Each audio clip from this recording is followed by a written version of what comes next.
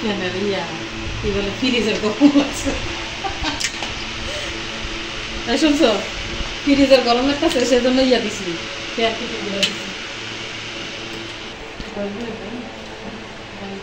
আসসালামু আলাইকুম, welcome back to my new another blog. তো এই তো সকাল থেকে আমার ব্লগটা শুরু করলাম, আর আমার ব্লগটা ছিল শুক্রবারের ব্লগ। তো ব্লগের প্রথমে দেখেছেন আম্মু ফ্রিজে ফ্যান লাগিয়ে রেখেছে, আসলে ফ্রিজটা ধুবে, তো সেই জন্য ফ্যান লাগিয়ে সেটার বরফগুলোকে গলানো ট্রাই করছিল। তো এভাবে খুব ইজিলি বরফগুলো গলে যায়। তা আমি ঘুম থেকে উঠলাম, ওঠার পর দেন ফ্রেশ হলাম, হওয়ার পর আমার রুমটাকে একটু গুছাবো, যেহেতু ফ্রাইডে তাই আমি একটু বিছানার চাদরগুলো চেঞ্জ করব। তো আমি এখানে আমার আগের ইউজ করা বাটিকের বিছানার চাদরটা চেঞ্জ করে আমি এখানে প্রিন্টের বিছানার চাদরটাকে বিছিয়ে নিলাম। তো এখন আমি বিছানাটাকে গুছিয়ে রুমটাকে গুছিয়ে তারপর আম্মু দিকে নাস্তা রেডি করতেছিল, তো সেদিকে চলে যাব। আর ফ্রিজটা আজকে আব্বু ধুয়ে দিচ্ছিলো, যেহেতু আমার আর আম্মুর দুজনের ঠান্ডা, এবছর ঠান্ডাটা একদম বেশি লেগেছে, তো সেই জন্য আব্বু এবার ধুয়ে দিচ্ছে। তাই তো আমি বিছানাটা একদম গুছিয়ে নিলাম, গুছিয়ে আমি এখন সব কিছু সুন্দর করে রেখে তারপরে চলে আসলাম রান্নাঘরে। এসে দেখে আম্মু রুটি বানিয়ে রেখেছে, আমি একটু ছেঁকে দিচ্ছিলাম। তো তারপর রুটিটা খেয়ে আমাদের দুপুরের যে রান্না, সেই রান্নাগুলো আজকে করে নিব। তো আজকে দুপুরে রান্নার জন্য আমরা বিরিয়ানি রান্না করব। অনেকদিন যাবত আসলে বিরিয়ানি খেতে ইচ্ছা করতেছিল, তো সেই জন্য আজকে বিরিয়ানি রান্না করব দুপুরের জন্য।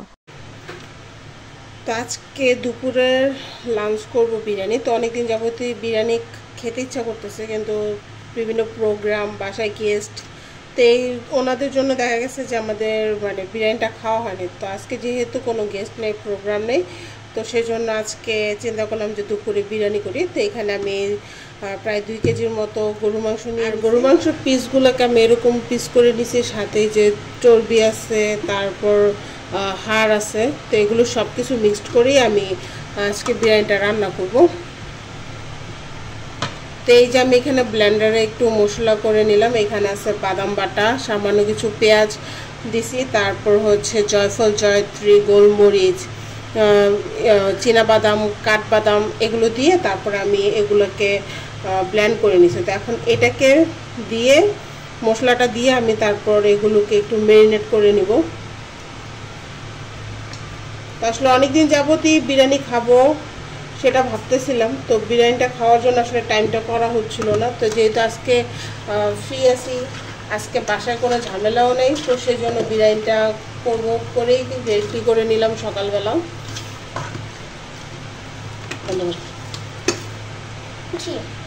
তো এখন আমি এখানে সব কিছু মশলা দিয়ে ম্যারিনেট করবো। তো এখানে আছে আদা রসুন একসাথে পেস্ট করা, তো আমি আদা রসুনটা একটু বেশি দিলাম।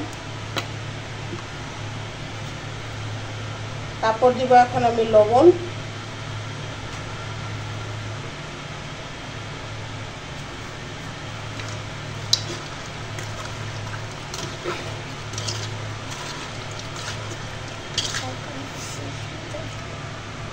এখানে আছে টমেটো পেস্ট, তো আমি টমেটো পেস্টটাও দিয়ে দিব, পুরোটাই দিয়ে দিই টমেটো পেস্ট। তারপর দিব আমি এখানে একটু লাল মরিচের গুঁড়া, এটা হচ্ছে একটু ঝাল করার জন্য, আর হচ্ছে জিরা গুঁড়া।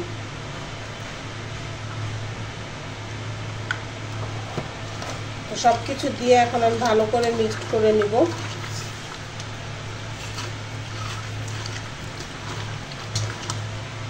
এইদিকে আছে টক দই, টক দইটা আমি একটু পরে দিব।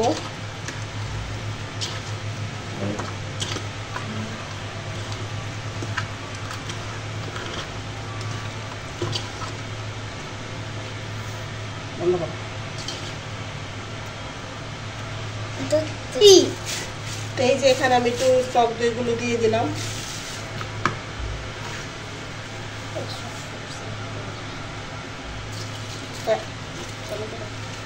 এখন এগুলো সবটা ভালো করে মিক্সড করে আমি এটা ম্যারিনেট করে রেখে দিব। টক দইটা অনেক ঠান্ডা, আর আমি গরম মশলা কিন্তু এখানে ব্যবহার করি না। গরম মশলাটা আমি তেলে ভেজে নিব, ভেজে তারপর আমি আস্তা গরম মশলাটাই ব্যবহার করব।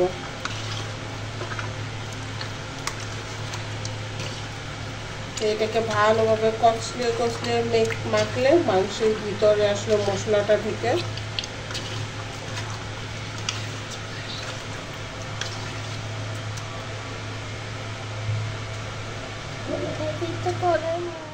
তো এই তো মাংসটাকে আমি 1 ঘন্টা ম্যারিনেট করে নিলাম। তারপর আমি এখন রান্নায় চলে আসলাম। আর এখন আমি রান্নার জন্য একটা হাঁড়ি বসিয়ে দিলাম। আর আজকে রান্নাটা পুরোটা রান্না করব সরিষার তেলে।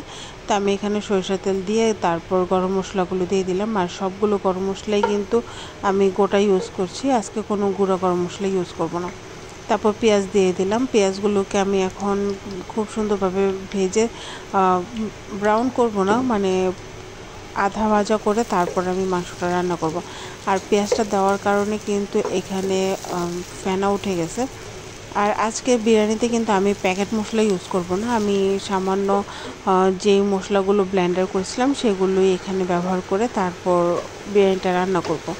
তো এই তো আমার পেঁয়াজটা কিন্তু ভাজা হয়ে গেছিলো। তারপর আমি এখন গরু মাংসটা দিয়ে দিলাম। আর এখন গরু মাংসটা দিয়ে আমি এটাকে ভালোভাবে তেলের সাথে মিক্সড করে তারপর আমি রান্না করব। আর যেহেতু সব মশলাই আমার দেওয়া হয়ে গেছে আর মাংসটাও খুব সুন্দরভাবে মেরিনেট করা হয়েছে, তো মাংসটা সিদ্ধ হতে কিন্তু বেশি একটা টাইম লাগবে না। আর এই মাংসটা এভাবে রান্না করার পর এত সুন্দর একটা স্মেল আসতেছিলো, মেরিনেটের সময় রান্নার সময় আরও সুন্দর একটা গ্রান আসতেছিলো। তো কিছুটা কাঁচামরিচ দিয়ে তারপরে আমি ঢেকে মাংসটাকে রান্না করব। তো এই তো মাংসটা কষে আসছে আর তেলটা উপরে ভেসে আসছে, দেখতে কিন্তু খুব সুন্দর লাগতেছিল। আর সাথে আমি কিছু আলু পিস দিয়ে দিলাম, কেননা আমাদের বাসায় বিরিয়ানির সাথে আলু পিসটা সবাই অনেক বেশি পছন্দ করে। তো আমি এখানে কয়েকটা আলু কেটে তারপর এগুলো পিস করে দিয়েছি। খিদা লাগছে বেশি? মাংসের টেস্ট কেমন হয়েছে?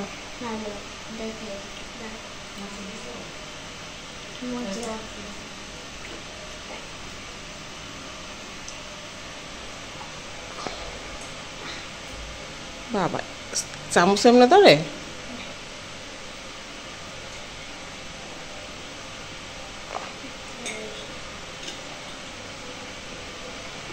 না, খাবো না, তুমি খাও।